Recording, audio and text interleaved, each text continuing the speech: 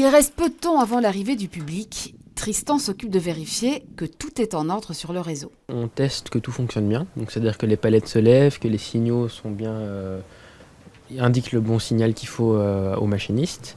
Donc ça dure à peu près une quinzaine de minutes. Et ça va, tout est en ordre, là, tout fonctionne ? À part une palette qui n'a pas fonctionné, tout est bien. Cette cabine, c'est un peu son bureau.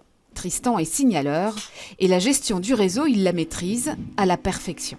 Il a intégré l'équipe de bénévoles du petit train à vapeur de Forêt il y a un peu moins d'un an. Il y passe presque tous ses dimanches du printemps et de l'été. Depuis ma jeune enfance, j'adore les trains. Je ne sais pas vous dire pourquoi. C'est quelque chose voir une machine qui roule, c'est chouette.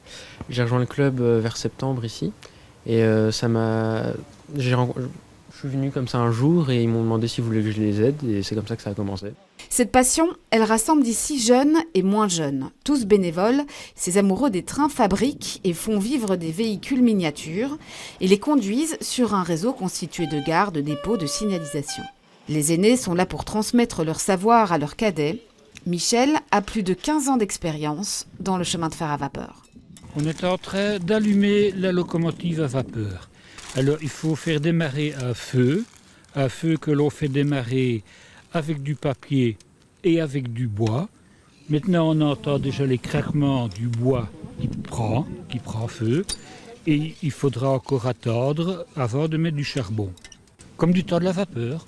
Et la mise en chauffe des locomotives, c'est tout un art. D'ici une petite heure, celle-ci sera prête à recevoir ses premiers voyageurs.